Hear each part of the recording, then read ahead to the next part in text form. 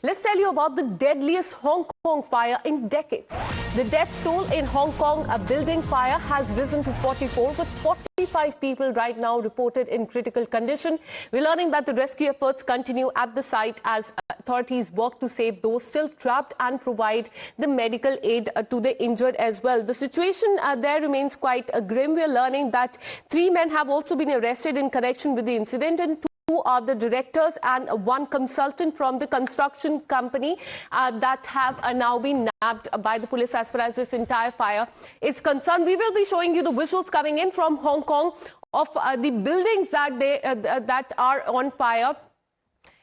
Let's show you the visuals coming in from Hong Kong. These are the buildings that are on fire. We're learning that this was an 8-story building that caught fire yesterday. Unfortunately, we're learning that 44 people have lost their life. 45 people are currently in the hospital, and all of them are in critical condition. And these are the visuals coming in.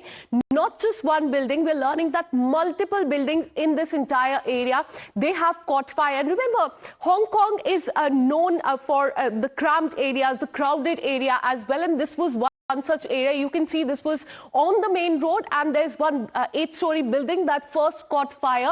And we're learning that there are few people who are still stuck on the higher floors, and attempts are being made to provide them food as well. And the rescue effort is also currently underway as far as the Hong Kong fire are concerned. And these are the fresh visuals coming in from Hong Kong. This is the building that firstly caught fire. As you can see that the rescue efforts are currently underway, but unfortunately 44 people have already lost their lives. Several have been shifted to the hospital, and they are in fact recovering there. But not just one building, multiple buildings here in this very cramped area of Hong Kong has in fact caught fire. We'll try and connect with the reporter to learn about the ground situation, because the situation there remains quite grim. As you can see in the visual, this is a very cramped in fact area where this incident has taken place. This appears to be a main road where not just one building but multiple buildings here have caught fire. These are the visuals from early morning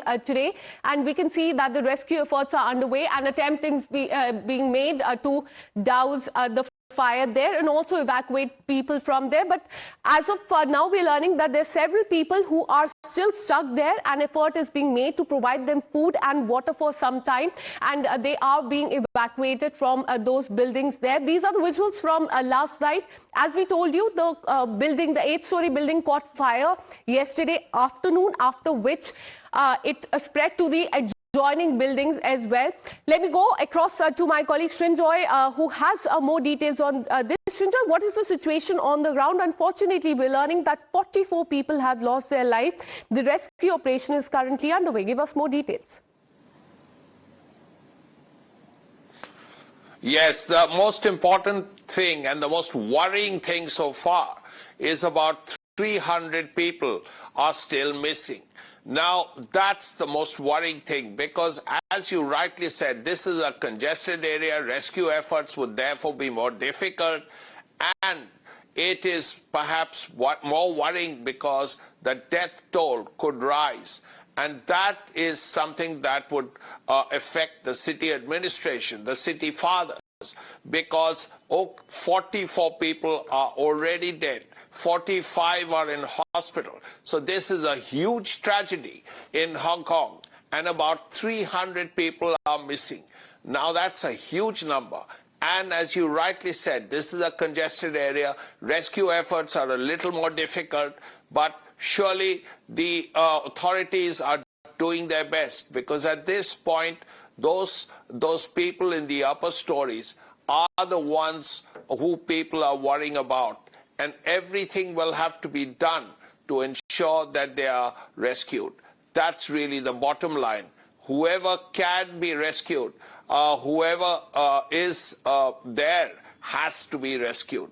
And that's the big challenge the authorities are facing. Absolutely. As you mentioned, 300 people are still missing. 44 have lost their lives, so the death toll can increase. But Srinjoy, tell us about the probe into this matter, because we're learning that 3 men have been arrested. One of them is a consultant, 2 directors of the construction company. So now it appears that the construction company is also under the scanner as far as the fire is concerned. Yes, several things have to be worked out. First, what caused the fire? Now, that is actually crucial, because if you know what caused the fire, then, of course, other decisions can be taken.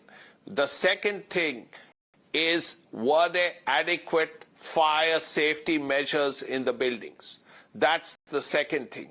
If they were missing, if there was a lack of fire safety equipment, then it's a more worrying issue.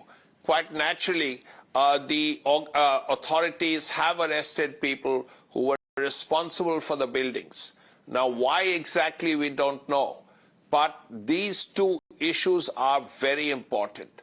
Whether what caused the fire, whether it was an electrical fault, or it could be anything. The second is, was there enough firefighting equipment?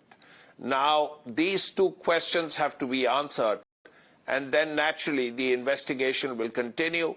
If there is someone who has behaved irresponsibly, those actions can be taken. Absolutely. The probe has started in this entire matter. What is concerning is that 300 people are still missing, and we'll continue to get you more details on that. For the meantime, thanks so much, Rinjoy, for getting us all those details. And